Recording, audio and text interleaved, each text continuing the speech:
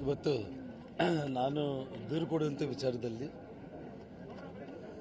Police ಸ್ಟೇಷನ್ಗೆ ಹೋಗಿ ದೂರು ಕೊಡಬೇಕು ಅನ್ನುವಂಥ ಒಂದು ತೀರ್ಮಾನಕ್ಕೆ ನಾವು ಬಂದಾಗ ಸಿಟಿಯಲ್ಲಿ ವಾತಾವರಣ ಸರಿ ಇಲ್ಲ ಅಂತ ಹೇಳ್ಬಿಟ್ಟು ಪೊಲೀಸರೇ ಮನೆ ಹತ್ರ ಬಂದು ASP ರವಿಕುಮಾರ್ ಅವರು, ಸಿಟಿ DSP ಮತ್ತು ಬ್ರೂಸ್ಪೇಟ್ ಮಹಾಂತೇಶ್ ಸರ್ಕಲ್ ಇನ್ಸ್ಪೆಕ್ಟರ್ ಅವ್ರು ಮೂವರು ಬಂದು ನನ್ನ ವೈಯಕ್ತಿಕ ಕಂಪ್ಲೇಂಟ್ ಕಾಪಿ ಮತ್ತು ಇದು ನಮ್ಮ ಆಫೀಸಲ್ಲಿ ಕೆಲಸ ಮಾಡೋ ಹುಡುಗ ನಾಗರಾಜ್ ಅಂತೇಳಿ ಅವರು ಇಲ್ಲಿ ನಡೆದಿರೋ ಎಲ್ಲ ಘಟನೆಗಳಿಗೆ ಸಾಕ್ಷಿಯಾಗಿದ್ದಂಥವರು ಅವ್ರು ಕೊಟ್ಟಿರೋ ಕಂಪ್ಲೇಂಟ್ ಕಾಪಿ ಇದು.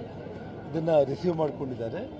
ನಾಗರಾಜ್ ಸ್ಟೇಷನ್ಗೆ ಹೋಗಿ ಅಲ್ಲೇ ಸೈನ್ ಮಾಡಿ ಕಾಪಿಗಳನ್ನೆಲ್ಲ ಕೊಟ್ಟು ಬಳಸಿದ್ದಾರೆ. ಎರಡು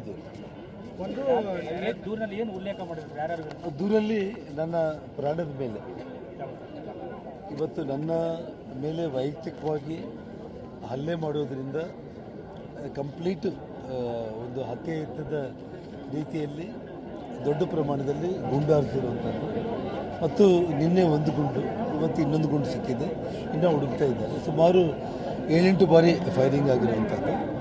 ಅದು ನಾನು ವೈಯಕ್ತಿಕವಾಗಿ ಕೊಟ್ಟಿರುವಂಥ ಒಂದು ರಾಜ್ಯ ಸರ್ಕಾರದ ಒಂದು ವಿಷಯದಲ್ಲಿ ಸಬ್ ಇನ್ಸ್ಪೆಕ್ಟರ್ಗೆ ಏನೇನು ನಡೆದಿದೆ ನಾನು ಇಲ್ಲಿ ಬಂದಾಗ ಅದು ನಾನು ಕಂಪ್ಲೇಂಟ್ ಕೊಟ್ಟಿದ್ದೀನಿ.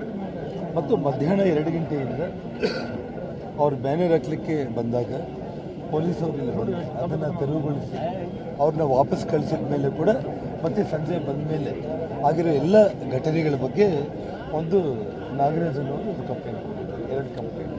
ದೂರಲ್ಲಿ ಯಾರ ವಿರುದ್ಧ? ಇಲ್ಲ, ಕಂಪ್ಲೀಟ್ ನಾರಾ ಭರತ್ ರೆಡ್ಡಿ ಮತ್ತು ನಿಮಗೆ ಓದಿ ಹೇಳ್ಬಿಡ್ತೀನಿ ನಾನು. ಕೊಲೆ ಯತ್ನ ಅಂತ ಕೊಟ್ಟಿದ್ದೀರಿ ಸರ್? ಹೌದು ಹೌದು.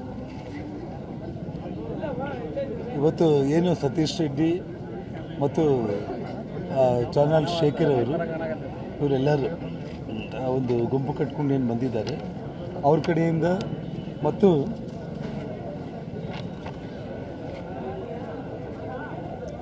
ಈ ಜಾತಿನಿಂದನೇ ಕೊಲೆ ಯತ್ನ ಮತ್ತು ಈ ಒಂದು ವಿಚಾರದಲ್ಲಿ ನಾರಾ ಭರತ್ ರೆಡ್ಡಿ, ನಾರಾ ಸೂರ್ಯನಾರಾಯಣ ರೆಡ್ಡಿ, ನಾರಾ ಪ್ರತಾಪ್ ರೆಡ್ಡಿ ಮತ್ತು ಅವರ ಎಂಟೈರ್ ಟೀಮನ್ನು ಅವರು ಪ್ರಚೋದನೆ ಮಾಡಿ ಕಳಿಸಿರುವಂಥ ಉಳಿದಿರುವಂಥ ಸತೀಶ್ ರೆಡ್ಡಿ, ಚಾನಲ್ ಶೇಖರ್ ಮತ್ತು ಸುಮಾರು ಒಂದು 15-16 ಮಂದಿ ಅವರೆಲ್ಲರ ಹೆಸರುಗಳನ್ನು ನಾವು ಬರ್ದು ಕಂಪ್ಲೇಂಟ್